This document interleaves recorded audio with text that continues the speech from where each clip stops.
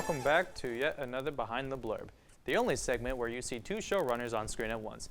I say that because today we have the other co-showrunner of the Blurb, so please welcome your host with the roast, that was a reference, Rocco Grassi! You can hear the applause, actually. It's very Coleman, thank you for having me. It's great to be here. Of course. Rocco, how you doing? I'm doing good. How are you? I'm also doing good. Good. It's a pleasure to have you. It's great to be here, you know? It's been a long time coming, so. It has been a long time coming. So let's just jump right into it. So, you know, like, since we've just been all over the place, you know, I know you love to travel. Traveling is like one of your favorite things. I guess to get started, what's the most interesting place you've been? Ooh, that's a toughie, because, yeah, I have been to a lot of places. I think the most interesting would be Paris, because I have a fun story about that. So back in, I think it was 2018, my family and I went to Paris just to go, like, we were staying for the night, just go check it out. And we had hired this guy to drive us around, and we were just driving around different places, and we ended up going to, like, we were going to the Louvre. And what had happened was we were on the highway going to it, and the chauffeur, he turns around, he looks at us, and he's like, I think that's your president. So next to us on the other side was the entire president, I think it was Trump at the time, the entire motorcade of Trump passing us. Like, because he was in town, he was just giving a speech, and I think it had just ended. So it was a really weird, like, coincidence of it. And it was cool to, like, be next to the president like that out of nowhere. But also I think my favorite place would be Florence, Italy. Florence, Italy, wow. Yeah. If I had a nickel for every Behind the Blurb that involved somebody going to Florence, Italy, I'd have 2 nickels, which isn't a lot, but it's weird that it happened twice, right? Right, absolutely. Yeah, that's really cool that you had that experience of, like, being, like, near the president. Yeah, of the United States at the it's time. jarring, because especially when you're, like, in another country, you don't expect it at all, because it was just like, oh, okay, that happened. That is quite the coincidence. So Yeah. I guess, you know, that leads me perfectly into my next question. Speaking of, like, meeting people, I know you didn't really meet him, but speaking of, like, I guess meeting and being around, like, new people, have you met, say, like, a celebrity? Oh, man. Yes, lots. Well, see, okay, so I've always been around, like, TV and stuff my whole life, and my mom's a celebrity makeup artist, so I've always kind of had, like, that side of it, to kind of, like, meeting people and stuff. So I've met a ton of celebrities of, like, all different sorts. Most recently was I met Bruno Mars in June when I was in Las Vegas. Yeah, he was, so he had this, we were in Vegas, and we had just gone to his concert, and he had this this little, like, bar that opened up, and we just kind of was like, let's just go check it out real quick. And we went up there, and he showed up and sang a song, and after that we just kind of talked to him for a little bit, and it was really cool. It was really, really cool. What song did he sing? It was just like a little, because there was a live band playing, so it was just kind of like whatever was playing at the moment. Oh, okay. So it wasn't like a Bruno Mars song. It was just like him singing a song. Hey, I mean, that's still pretty cool. It was really cool. So I met him in June, and then I was in Los Angeles for an internship in July, and I was in a cafe, and Angela Kinsley had walked in, and I met her. So that was really cool. That's really cool. Bruno Mars and Angela Kinsley. Yeah. That's quite a resume there to, like, say that you. I have a long list of, like, fun Rocco lore. It's extensive. Rocco lore. I might have to make that into its own show. You would have a lot of content. I would have a lot of content. Well, so for my next question, I want to ask, what's your favorite, you know, speaking of music, since you brought up Bruno Mars, what's your favorite, like, concert that you went to? I love that you say speaking of music, because like my whole thing isn't music. Like, how could you tell? How could you tell? Sorry, favorite concert is what you said? Yeah, favorite concert. What's your favorite concert you've been to? Ooh, that is a really tough one. I think Harry Styles gave a really great performance when I saw him. I think I saw him in Chicago is when I saw him. I saw him on Love on, yes, I saw him for the last one of Love on Tour when he did Medicine. That was cool. Oh my gosh. But he's a really great performer in person. That was one of my favorites. The 1975 was another standout one for me. I loved that one. That was a really great one. And I mean, Bruno Mars was an incredible one, because what was really nice about the Bruno Mars one is that you weren't allowed to take phones in at all. Like, they had locked them in these pouches. Okay, I love it. It is my favorite thing ever, and I think more venues should do it. And it's obviously harder with, like, bigger stadiums and stuff, but there's something really special and intimate about everyone not having their phones and just living in that moment together, because there's no, like, FOMO of missing the right video or your favorite song. It's just you got to experience it. And I feel like I remember and experienced a lot more of it without having my camera on. Yeah, literally, like, even when I had my phone on me for like concerts, I never really, most of the time, I never really take my phone. If it's somebody like I'm really like into, like I might take like a few second clip of a song just to like always have that memory. But like if it's somebody like I'm really into, like that's how I feel. Like Styx or REO Speedwagon, like I never take my phone out for either of them. But then again, I can see the phone thing being like a bit of an issue because like what if an emergency were to pop up? Oh no, for sure. But fundamentally, I think that's just that's a positive to it and whatnot. Fundamentally, like just to be able to like have that memory sink in constantly and just being able to be there. What about Childish Gambino? I was gonna mention that because when you were talking, I was just like, oh my gosh, I like Childish just Gambino. I loved that concert. It was really cool because he had this like light system that happened, and it would kind of move around, and it would display like his face or like a skull on it. It was a really great concert. I really loved that one as well. There's a lot of really. I'm very lucky to have experienced really great concerts. But yeah, that one. But no, I completely get the phone thing where it's like people. Right, because phones are a blessing and a curse. You know, it's nice to have it on you, but also I feel like people get too sucked in. I recently got this app that just blocks all of my social media from like usually I think it's like 9 to 5 and stuff, and it's really helped a lot. But yeah, I completely get it, and I think it's about finding that balance, like getting a couple photos, little videos just for the moment, and then calling it. You know? Yeah. Fundamentally, that just shows that you really had a great time. Yeah. At these concerts for sure. So Next question. This is what I like to call the big money question because fundamentally, let me just say it. What would you do, Rocco, if you won $20 million? Ooh, that's a fun one. I like the big money question. That's good. That's a really great question. I'm gonna turn that if into a when. I'm just saying. Are you? I gotta get it. Look, manifesting what I need and what I will get. Doctor things, you know. But so when I get $20 million, my dream house for sure is the first thing I'd want to make.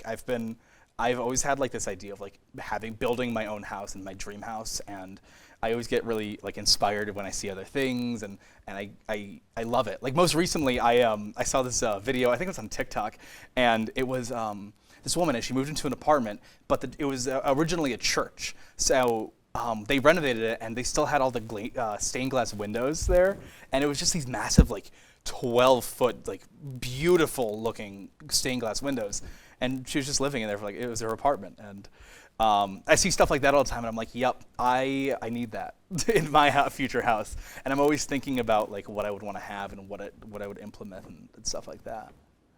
So dream house, like anything else? Because I mean, taxes, of course, pay off everything, pay off anything my mom would need, my family would need. I mean, the big stuff for sure. Save it, of course. If I won $20 million right now, I'd invest a lot of it into a Roth IRA or something. So I mean, that's a great thing to do with $20 million. Right? Invest. Yeah. Invest when you can, for sure. Exactly. Do you have a favorite board game? Ooh. Huh. I like that question. That's fun. That's a different one. Yeah, there's a lot of directions you can go with this. Yeah. I think my favorite, honestly, is Seven Wonders. I really like that one. It's always a little tedious to teach people it. Yeah, I don't think I've even played it. We should try it sometime. It's really fun. Noted. It's I don't know, something about it. It's just a really fun game to play. So I really like that one. I think Cards Against Humanity is a staple. I think when you take a break from Cards Against Humanity, you need to kind of come back. It's really nice to play it. Codenames is really fun. I think my top one would probably be Seven Wonders, though. Yeah, Seven Wonders. I'll have to kind of take a look at that. For sure. Board game cafes. Those are really great. Board game cafes. So I guess while we're on the topic of talking about favorite things, what would you say is your favorite fairy tale or cartoon, and why? Ooh. See, okay, growing up, I think two standouts for me are Ed and Eddie and Chowder, if I had to answer. I love Ed and Eddie. Ed and Eddie, right? It was, and like I always felt like nobody ever watched it. I felt. And same goes for Chowder. Yeah, no, there was something I think about the art style that really drew me in. I loved it. Yeah, you seem to like you were a Cartoon Network kid growing up, weren't you? Yeah, I think so. Yeah, that and PBS. I was big on Arthur. Arthur was really great. Oh. Big on Arthur. I mean, hey all, Coleman Arthur here. Yeah, Arthur. Were you on the show, right? You were You were the aardvark, right? I was the aardvark. Oh my gosh. I was the aardvark. Yeah. I need glasses, my little. No, yeah, my little I can actually ears, see and it. Yeah, you know what they say? Having fun isn't hard when you got a library card. It's really good. It's really good. Get your library cards. Yes, please get your library cards. It's important. It's really important. The question, yeah, my favorite cartoon. Yeah, your show. Identity, I think that was always the one growing up where I was like, I think this is my favorite definitive show. So Nice. yeah. Yeah, Ed and Eddie and Arthur both are just they're just both class. So I guess moving on to the next question, what would you say from the minute you wake up to the minute you go to bed is your perfect day? Like, describe to me your perfect day. Ooh. I think the most important part about any day is how you start it. So Right. I would want to be able to wake up like naturally, like no alarms, and if I did wake up, it would be like I'm up and I'm not tired. But like something about like waking up at like some like random time, like 8:37 in the morning, and like you kind of roll over and the sun's shining on your face and all that stuff is that's the best way to start it. I get a little cup of coffee, maybe just a little treat, and a little breakfast in me, and I think I don't know exactly what a day-to-day play-by-play would be of my perfect day, but I think it would involve either hammocking or biking throughout it, because those are my I'm huge on biking. I love biking. I love biking everywhere. It's been my favorite thing for a very long time, and I'm always around biking, and I'm always doing it with my dad back at home and stuff. But so somewhere in there, I think I'd be biking, ideally hammocking, and probably like ending the night-ish with just like playing a good record, maybe just hanging out, watch a good movie or something. Yeah, bust out the turntable and maybe like sit cozy next to your fireplace. Yeah, oh my gosh. Oh, a little fireplace music session. Beautiful. Life-changing stuff. That's free therapy. That is free therapy. You heard it here, folks. Free therapy is music and fire. Anyway, great that you brought up like records and whatnot, because this is the definitively perfect lead way for my next question. Segues. We're good at that here. We love segues. Anyway, what are some of your favorite albums? Oh, man. Okay. The hardest question to ask somebody is, what is your favorite album or your favorite song? Because Especially the music guy, Rocco Grassi, especially the music everybody. guy. Well, I think, okay, so the biggest thing about like asking somebody about music is that like that's such a fluid answer that it's always changing. I never have like a set favorite artist or favorite like song. But I do have 2 albums I know off the top of my head. I've been thinking about this recently. I've been listening to a lot more music, and I have 2 albums that without a doubt for sure are like my favorite albums. Some Nights by Fun is I think I would be bold to say my favorite album. Something about that. It's just like a really nice coming of age, like this type of album, and it's really it's been kind of around my whole life, where it's like I've grown up with it, and there was always a piece of me that was listening to that album. And I recently found, I think this was probably a year ago now that I found it, or a year or 2 ago, Pink Moon by Nick Drake. It is a very somber acoustic album, and something about it is just like, it's a really profound, beautiful album, because Nick Drake was kind of the Van Gogh of our generation. Yeah. Sorry, I'm going on a rant, but it's my favorite album because there's a lot of story about it, where it's he was this very unknown artist, and he just had these acoustic songs, and he wrote some albums, and he wasn't very successful during his life, and he had sadly passed at a very young age, and somebody found his album. I think it was their brother who uploaded them, or sister, and they uploaded their music, and they became a lot more famous from that. And it's haunting to think that they never knew how big and impactful their music would be. But I think it's a really, really beautiful thing to know. Yeah, very sentimental. Yeah. Yeah. So A story that should be told yeah, for generations. For sure. I highly recommend those 2 albums to check out at any time. I definitely will be sure to do so. Yeah. So for my next question, what would you say is your like dream career?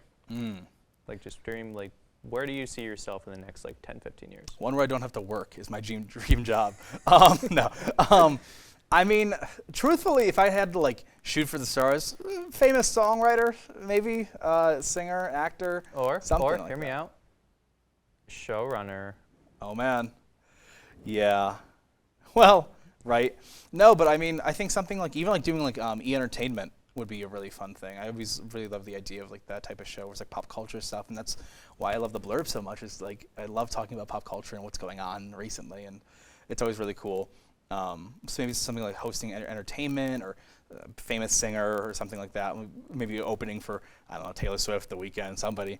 But no, but I think those are two big ones. But I'm also, obviously just kind of going. I'm studying to be a therapist. When actually, is one of those things that's like it's always been a really, really cool thing for me, and it's been a really, really great thing to learn. I've always been interested in it, and I've always loved it. I've always loved helping people and helping them feel better and just all that stuff. And but yeah, I mean, so I guess I'm always shooting for my dream career. I feel like that's a big thing is that people, they go to college or they go on in their lives and they forget about their shoot for the stars dreams. And I think that's a really important thing to never let die is that you can have these aspirations and all these really, really, really big things that you want to do, and you can still do them. There's never a point where you don't have to do them. You just got to reignite the flame and the passion for it. So I don't know. I guess my dream career is just kind of like one where I can find a good balance and do what I love, whatever that is at the time.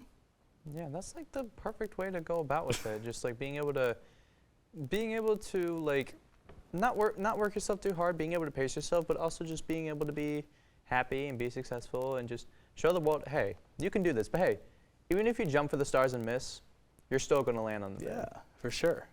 I love it. Yeah. For my next question, I want to ask, who do you admire the most, and why do you admire them? My mom. Easy. I mean, my mom is like the most important, the best person I have in my life, and I will stand by that always. She just knows. She just has an understanding. She gets it, and she always has, and she's always right.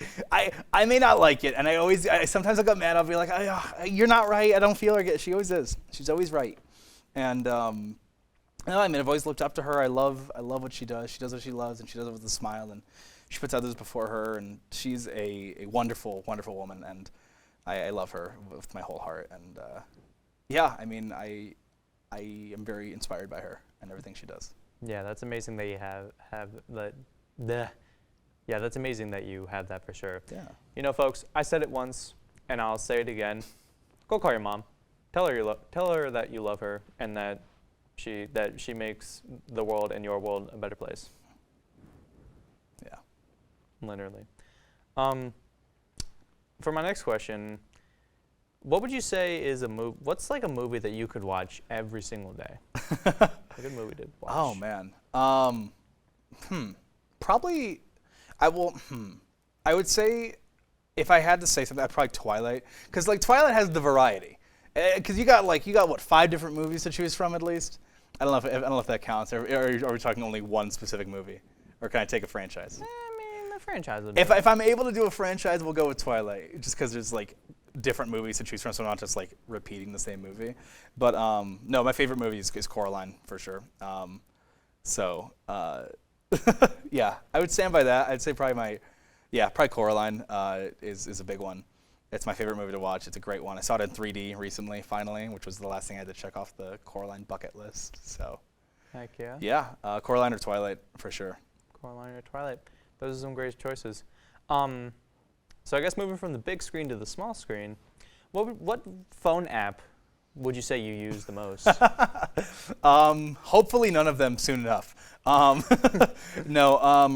Pinterest is probably my big one. I don't really think of Pinterest as a social media because I don't follow people on there. I don't like following people on there because it's just my own little like sacred little app that I can get inspired by stuff. Yeah. And I like it because it's like one of the things where it's like you just need inspiration. I just like looking at like little pins. I'll put on my headphones and it'll be raining. I'll have a nice little cup of tea and I'll just be like scrolling through Pinterest. So, and when I delete all my, because I'll have times where I delete all my social media for like 6 months at a time, and I haven't done it in a minute, but it's probably coming up soon. But I always keep Pinterest just because it's like I don't really get overwhelmed by it. I don't feel the need to like check in on anyone on Pinterest, and it's nice. Yeah, I really like Pinterest, so that probably has the most screen time. Yeah, for sure. I haven't really used Pinterest myself, but I definitely see its benefits. I see like why people appreciate it and Yeah. enjoy it, and it might be something I have to add to my app store here pretty soon. It's a good one. I recommend it. So yeah, might be something I'll look into for sure. So I guess moving on from something a little more relaxing to I guess a bit more on the intense side. Out of pure curiosity, would you survive a zombie apocalypse? I hope so. I think I could. I feel like I could. Or I feel like I would get at least far enough in, you know. Yeah, I've thought about this question a lot actually. Like if the zombie apocalypse started on campus, where would I go and stuff like that. But yeah, I think I could find a place to do it. I think what would trip me up is probably like letting people in or trying to like help somebody and it turns out they're like a zombie or they're bitten. But I think if I don't survive it, I would get pretty far in. Okay. Yeah. Yeah, I can see you having the skills to do so. Thank you. I appreciate it. You're welcome. But Rocco, what if I told you right now that I was a zombie? I gotta go, guys. Let's. But before we go, we actually have one final question. Oh man. Do you think dreams have deeper meanings? Absolutely. 100%. Care to share some details on that? Oh yeah. I think dreams are the fastest way in the subconscious, but I think dreams are what like look. Here's the thing: is that no matter what you believe in, like higher power, no power, any of that, dreams are like scientifically what you are focusing on and thinking about constantly. It is what is the closest to your subconscious that's happening. So for it to not have any meaning would be like it's a weird question, but so for sure, at least yes, there is for sure meaning, but I think that they have a deeper meaning for sure, where maybe it's telling you something you need or something you want. I think that you could dive into your own dreams and it could be like a story or I forget I'm blanking on the word, but it could be a sort of like hint at what you need, you know. So yeah, I would say for sure dreams have meanings. Oh yeah, and honestly, no matter what, just never give up on your dreams. And this goes for all you guys. You know, never give up on your dreams, and just do everything that you set your mind to. And odds are, you're either gonna be wrong and realize it's impossible, or you'll be right and do the impossible. And, you know, like I said before, and I'll say it again, even if you jump for the stars and miss, you're still going to land on the moon. Can I say something? Yes, you can, voice of God. You are such a cat poster, dude. What? You are such an inspirational cat poster, dude. Oh, cat poster, like the cat hang in there, stuff like that.